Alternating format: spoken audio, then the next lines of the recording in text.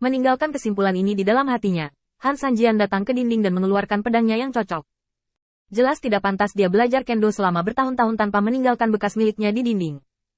Dia dengan ringan menggambar garis horizontal, yang lebih sesuai dengan keadaan pikiran Han Sanjian saat ini. Sama seperti memulai dari seorang anak belajar stroke, belajar dan memahami kendo. Pukulan ini adalah pengingatnya untuk generasi mendatang. Adapun itu, tidak ada niat pedang, tetapi keadaan pikiran.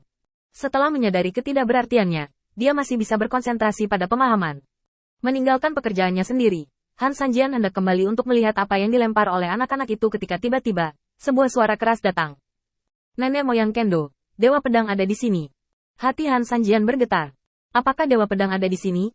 Di Mahkamah Agung, ada beberapa pembangkit tenaga listrik tingkat monster tua. Mereka tidak tinggal di pegunungan pada hari kerja. Mereka hanya akan muncul ketika alam ilahi akan menghadapi kepunahan.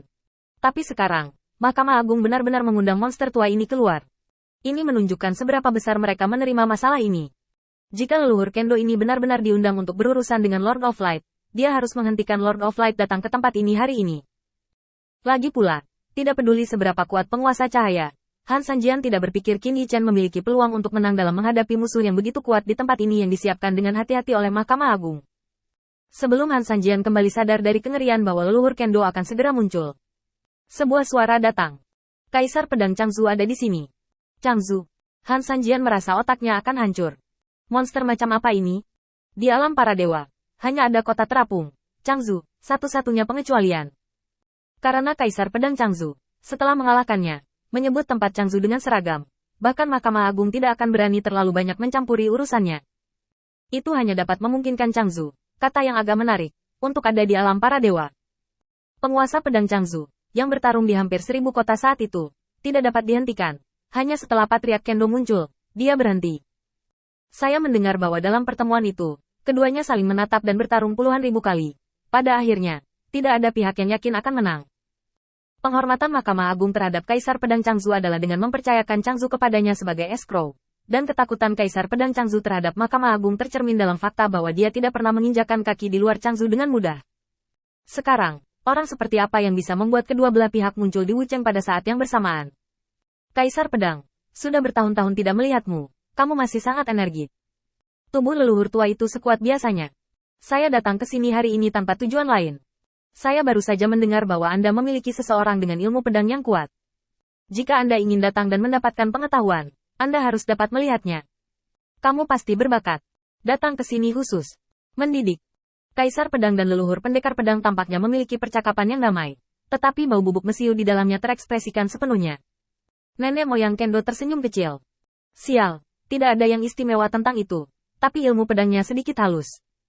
Kaisar Pedang Changzu memiliki tatapan iri di matanya. Bukankah itu benar? Aku sudah lama tidak menemukan pewaris, jadi aku hanya bisa datang ke sini untuk bersenang-senang. Tidak lagi terjerat dengan leluhur kendo, Kaisar Pedang Changzu mengambil satu langkah, dan ada banyak bilah pedang di bawah kakinya dalam sekejap. Aku pergi dulu. Kaisar Pedang Changzu datang langsung ke pusat Wucheng, mengambil posisi orang malang yang tidak tahu itu, dan bersandar di kursi dengan santai. Dua pedang melayang di samping Kaisar Pedang Changzu, seorang anak laki-laki memegang pedang di tangannya, dan seorang gadis memegang kipas giok, mengipasi Kaisar Pedang Changzu. Sangat nyaman. Leluhur kendo di kejauhan tenggelam saat dia menyaksikannya. Setelah bertahun-tahun, Kaisar Pedang Changzu tidak memenuhi harapannya yang tinggi, dan akhirnya berubah menjadi tatapan yang ditakutinya. Pedang ganda emas dan perak, aku tidak berharap dia memadatkannya sampai saat ini. Jika tidak ada kemajuan dalam kekuatan lelaki tua itu setelah 10.000 tahun lagi, dia tidak akan lagi menjadi lawan orang ini. Untuk menyingkat bentuk manusia dengan pedang dan memberi mereka vitalitas, prestasi seperti itu sudah sangat misterius di mata orang lain. Tetapi di mata Kaisar Pedang Changzu, hal-hal ini sangat biasa. Karena sejak terakhir kali dia menemui jalan buntu dengan leluhur kendo, dia telah mundur di Changzu, mengambil orang-orang dari lebih dari 1000 kota di bawah yurisdiksi Changzu sebagai asalnya, dan memahami makna pamungkas dari pedang ganda emas dan pedang ini. Perak. Selain memahami kendo, Kaisar Pedang Changzu tidak melakukan hal lain. Menurut pendapatnya sendiri, tidak ada yang perlu dibanggakan tentang pencapaian seperti itu. Itu adalah hasil kerja keras. Nenek moyang Kendo berpikir sejenak, dan dia benar-benar tidak memiliki kemajuan dalam kekuatan sekarang. Dia telah mengalami hambatan dalam latihannya, seperti yang dikatakan Kaisar Pedang Changzu. Dia kuat sekarang, tetapi hanya ada tubuh yang kuat yang tersisa untuk dibicarakan. Peningkatan kekuatan tidak terlihat sama sekali. Justru karena inilah dia sangat menginginkan gerakan pedang halus yang memungkinkan dia untuk memahami kendo. Tetapi saat ini, dia tidak dapat menemukan sesuatu yang cocok. Jadi dia jatuh begitu saja. Dan setelah sekelompok murid membuka jalan, dia berjalan perlahan melalui jalan-jalan Wucheng.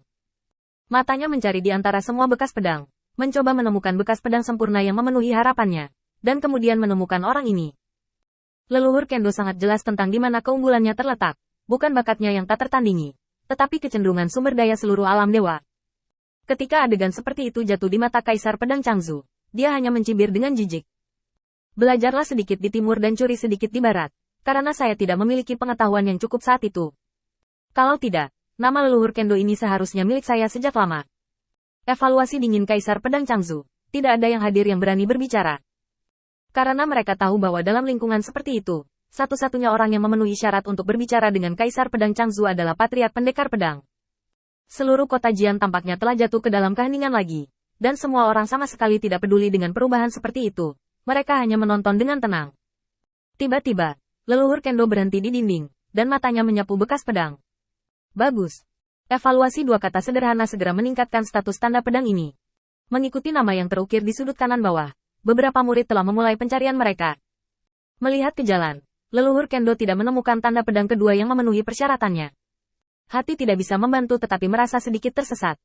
Kendo telah jatuh. Dengan helaan napas panjang, sepertinya seluruh kekuatan di tubuh leluhur kendo itu tercabut. Selain meratapi penurunan kendo, ada juga sesuatu yang tidak bisa lagi dia dapatkan hari ini, yang dapat menahan kenaikan status Kaisar Pedang Changzu. Bahkan jika dia adalah ahli kendo ortodoks, dia tidak bisa lagi menghentikan kebangkitan Kaisar Pedang Changzu. Mencari niat pedang yang memenuhi persyaratannya di jalan ini, untuk mengisi celah dalam pemahaman kendonya. Tapi sekarang, dia tidak bisa menemukannya. Dalam pertunjukan konfrontasi ini, dia benar-benar dikalahkan. Dan ketika dia tidak bisa lagi menahan Kaisar Pedang Changzu, itu adalah hari ketika dia menyerahkan namanya dan menggunakannya untuk memenangkan Kaisar Pedang Changzu. Kesedihan tentang akhir seorang pahlawan menghantui saya.